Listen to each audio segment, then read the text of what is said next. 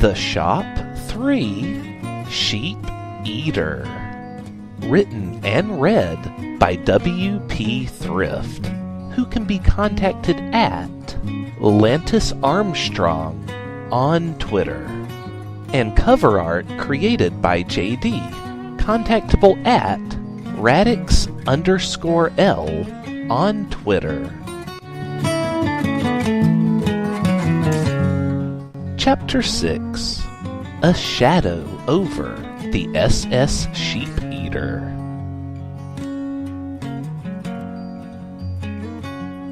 Jogamesh scratched at his bushy, flea-filled orange beard while staring at himself in the mirror below deck.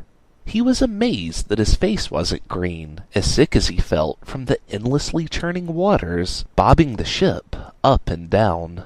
They had embarked across the Atlantic Ocean, heading southeast until they were past Florida, then veered southwest to cut between Cuba and Haiti before reaching Central America and heading across the Panama Canal into the Pacific Ocean. It was a near straight shot from there, with no land of any type for thousands of miles until their destination. Of course, Jogamesh had thought that Rayleigh was a straight shot southeast of Georgia, in his mind located between South America, Africa, and north of Antarctica. That's what he'd put down in his article at least, because when he looked at a flat map of the world on a wall, that seemed to him to be the point most distant from any land. It was a good thing Sheep-Eater knew how to get to the pole of inaccessibility and didn't just follow Jogamesh's instructions there. Yet, somehow Sheep-Eater was still convinced that Jogamesh was the only one that could lead them when they arrived at the island. But such details were meaningless to Jogamesh anyway. All he knew right now was he was out in the ocean, hadn't seen land for days, and was very far from home. Throughout the trip, Jogamesh had largely stayed in his quarters, not wanting to go above deck and see the endless expanse of blue all around. It terrified him, like someone on a roller coaster expecting the crash to come at any second. His heart sped up the first time he saw it, and it hadn't slowed down yet. He just kept imagining the day would come when all the navigational equipment told the crew that they were at their destination, and there would be nothing there. And then Jogamesh would be thrown overboard. He just knew it. He would have an impossible swim ahead of him. He'd go on for as long as he could, only to die out there, alone, above some of the deepest trenches the ocean had to offer, his body swallowed up by the waves, never to be seen again. Jogamesh! Austin called down to him. He screamed like a banshee, startling Austin. Jogamesh hadn't heard him come in, and his imagination had been freely running wild for hours. You can't startle me like that! I am at my most dangerous when I am afraid! You have no idea how good at sword fighting I am! Jogamesh bellowed back. You put your own life at risk, trying such a trick! Right. Austin dismissed. Anyway, we're coming up on Rayleigh now. No way! Jogamesh gasped, turning to him. You actually spotted an island? Oh, no, not yet, Austin replied. Jogamesh's heart sank. But it should be appearing just ahead at any moment. Just like you wrote about in your article, yes? Jogamesh would have vomited if he had been able to eat anything today. He knew from his very brief nightmares how close they were. Sheep-Eater had locked himself away in the bridge and hadn't emerged or been seen by anyone since they set off from land. However, when they slept, Sheep-Eater was always there, giving them an update on how much longer it would be. Jogamesh had dreamed, briefly, of a dog that he had loved while growing up, a rusty Chow Chow. It was an adorable doggy, always there for him when he got back from another long, horrible day at school, where all the kids made fun of him all day long. But his dog would always be there, loving, kind, never judging. Then, in his dream, Sheep-Eater appeared, reaching down with one of his gigantic, bloated fists. Vines with sharp thorns crawling out of his polo sleeve and covering his hand, piercing his skin and crawling beneath it like long veins before bursting out somewhere else. That terrible hand, with the split fingernails, each the size of a dinner plate, grasping the dog before plopping it in his grotesque mouth, which green and yellow gases bellowed out of non-stop. Brrr. I hate chows. They're stupid. Brrr. Sheep-Eater grunted. Mr. Scruffy Bottom! No, no, no! Jogamesh cried out in pure, unadulterated anguish, reaching out for his dog, but knowing it was long gone. It was long gone before this dream, and now he had to watch it being taken away from him again. Brrr. Mr. Scruffy Bottom's giving me indigestion, Sheep-Eater said, pounding his chest with one fist. He belched. The gases which escaped his rotting mouth formed the shape of Jogamesh's dog's face, pleading with his old master for help which could never come.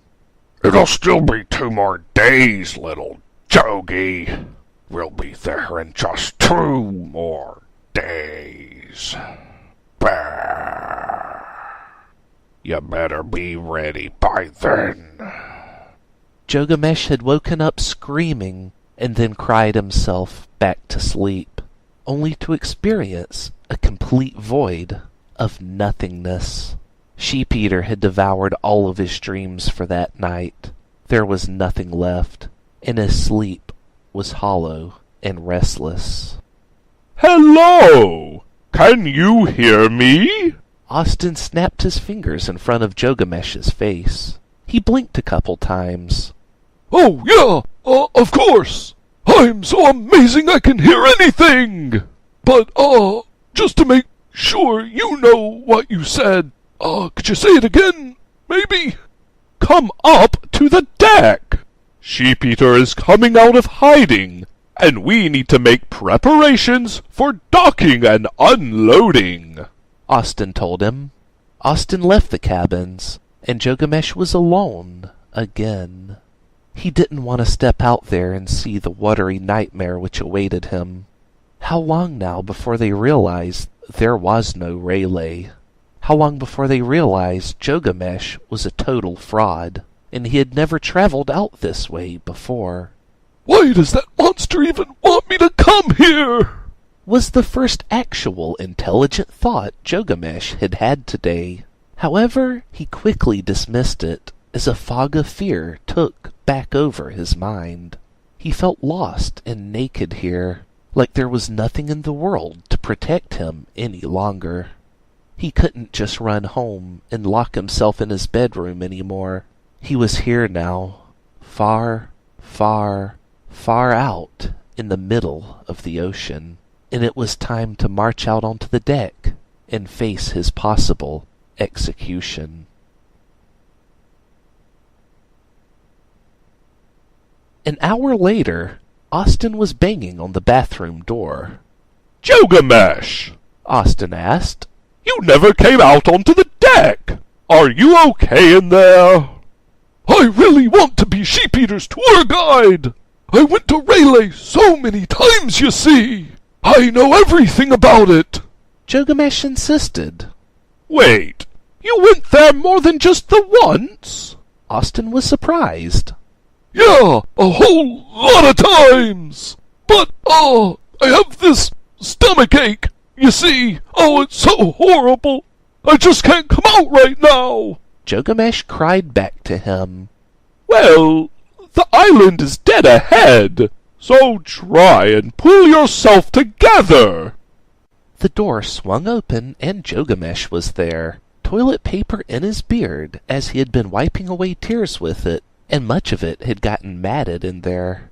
What do you mean there's an island ahead? Jogamesh couldn't believe it. You pulled your pants up awfully fast, Austin observed. never mind that! I am off to tell Sheep-Eater that that island is most definitely Rayleigh. Now, maybe whatever he's looking for there is long gone, you know. But that can't possibly be my fault. But now, we all know that I was telling the truth this whole time. And, you know, certainly we can't pin anything else on me, Gilgamesh declared, then began marching forward to finally go out onto the deck. The door gave surprising resistance to being opened, and only gave way when Gilgamesh put his shoulder into it. A blast of fog rushed in and down the stairs, and Gilgamesh's blood ran cold as he stepped out onto the steel deck of the Titanic ship Sheep-Eater had rented out for them. Apparently, he had rented a small boat before, but his weight had pushed it down enough that it started taking on water. So, this larger ship became a necessity. There was some banging below the hull of the ship, almost like they were being rammed by something repeatedly. That was all but an afterthought to Gilgamesh as he crept out towards the bow to meet with his kidnapper. "Land ho and all that bullshit," Bialy said, seeing Gilgamesh coming out of his hidey hole. Bialy had what was mostly an apple core in his hand, but turned it to reveal one last shimmering red bite. He crunched down on it and tossed the core overboard while chewing. Reaching into the large right-hand side pocket of his cargo shorts, Bialy grabbed a pack of cigarettes. There were 2 left in the pack. The other 18 had all spilled out in his pocket and promptly snapped in half. He was super fucking pissed when he first discovered this, even if he had been expecting it. Soft packs were just the worst. He had folded the pack over after that, so that the last 2 would be less likely to break. He pulled one out, and it was bent and warped just from virtue of being in the twisted-up soft pack in his pocket. Putting it in his mouth and reaching for his lighter, lightning crackled overhead, and a massive, demonic face in the sky emerged in that split second, illuminated by the lightning. It was jagged, sharp, and its unnatural form twisted down towards the ship, like a tornado reaching out towards land. But it quickly vanished the second the lightning had faded. This went unnoticed by everyone else on board the ship, besides Bialy. "Oh, for fuck's sake! How did you even follow me all the way out here?" Bialy screamed up at the sky, then put the cig back in the pack. He could possibly get in that first good, heavenly puff before that demon would descend upon him, but just one puff wasn't worth his life. He'd have to find some place to hide, some place even more hidden than the most waterlocked area in the entire world. "We found Rayleigh, so we can all go home now, right?" Gilgamesh asked, very slowly approaching the enormous being of unbridled terror. Sheep-Eater stood at the center of the deck, motionless as a lump on a log, his mouth gaping open as he breathed heavily. His eyes had both gone lazy, drooping off to the right and left sides. When Gilgamesh spoke to him, his eyes recentered themselves, and he slowly turned his enormous jowls and multitude of chins to face him. "Don't be stupid!" Sheep-Eater blubbered. "I've been waiting for this for a long time. You do remember where you found the temple at, right?" Yeah, Gilgamesh said quickly. "You just go dead ahead, and you'll find it." "There's no such thing as dead ahead around here," Sheep-Eater corrected. "You've been on the island, right? You should know it's not normal. No direction goes the way it's meant to go." The banging on the ship's hull grew worse, and then a huge splash. Something green and scaled sailed over and onto the deck. It was shrouded in fog, but it looked human enough from here. Gilgamesh voided his bladder as he fell back, screaming in abject horror at whatever had just come aboard. Okay, we're coming up on land. Sheep-Eater ignored the intruder. Now someone go to the bridge and prepare to dock. Brrr. I don't know how to do it. That's so stupid. I'm on it, Austin said. He really didn't know what he was doing, but he felt like this was something he should be able to do, and that was all the encouragement he ever needed. Sheep-Eater! There's a thing right there! Gilgamesh cried out. Don't be stupid. Brrr. It can't hurt me, Sheep-Eater replied. But what about me? Don't be stupid. Sheep-Eater muttered absent-mindedly. The creature from the ocean began to walk across the deck towards Gilgamesh, who was flat on his ass after falling over in a panic, unable to get back up. Every step the creature took made another flopping sound as it landed, and a gross, sucking sound as it lifted up.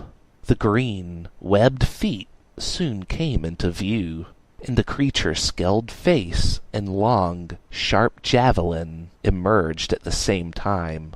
Its mouth seemed to circle all the way around its head, and its eyes were like a frog's, standing high atop its head.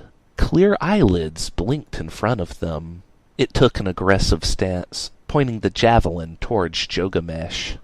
Seriously, Bialy said. Nobody. Okay, fuck you all! Making me do all the goddamned everything!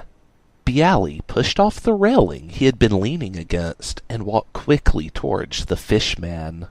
Hey, fish fucker! Bialy shouted, threateningly. The fishman, a refugee deep one after their village had been sacked long ago, had trouble seeing what approached him, but he could feel it in his chilled blood.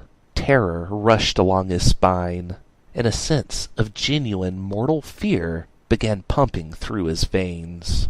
The deep one hissed, flaring up gills on the sides of his neck, and then he turned and skated across the soaking wet deck, soaked by the fog, back towards the edge where he had leapt over, and splashed back down into the ocean.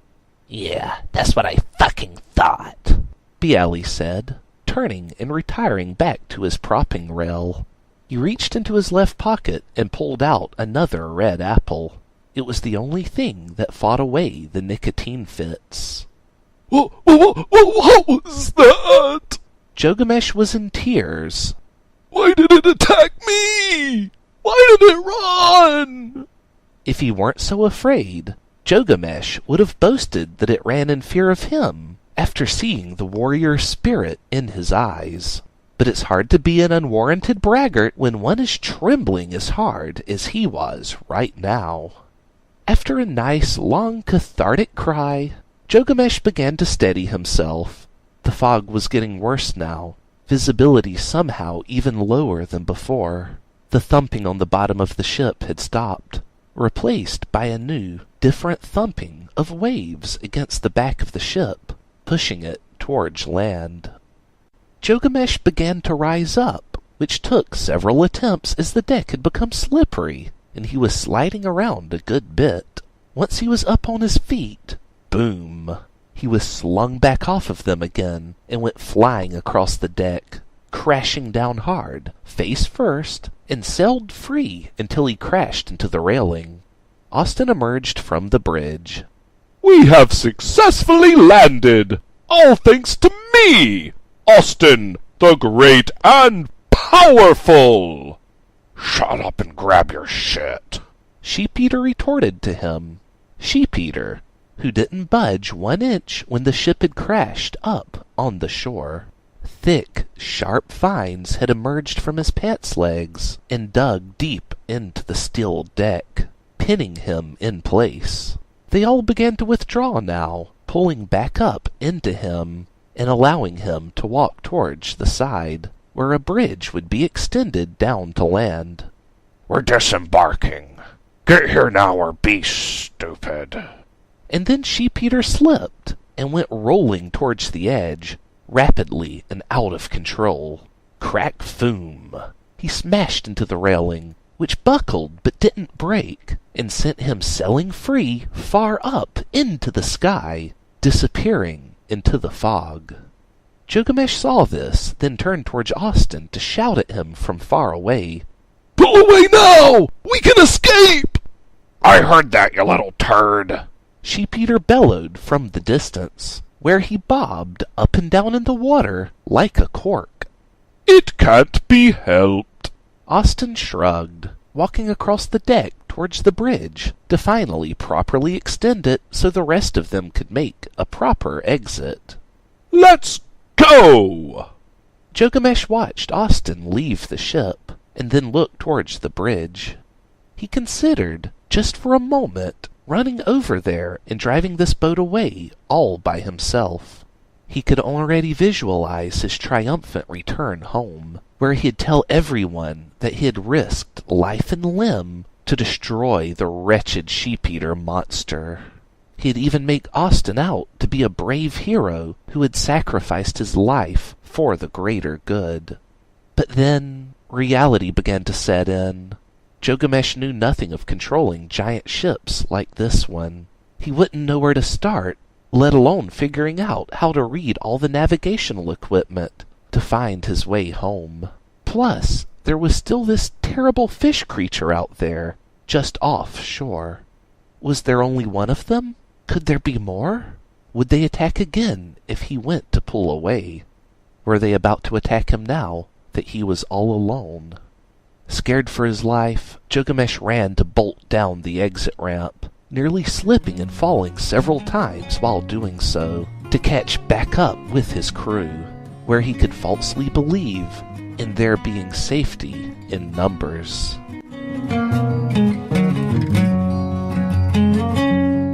That concludes Chapter 6 of Sheep-Eater. Tune in every Tuesday for new chapters, and please subscribe to be notified the moment they're released. If you would like to reach me, you can do so at Lantis Armstrong on Twitter. That's LANTISARMSTRONG. Thank you for tuning in, and we hope you'll join us again for next week's chapter, The Call of Sheep-Eater.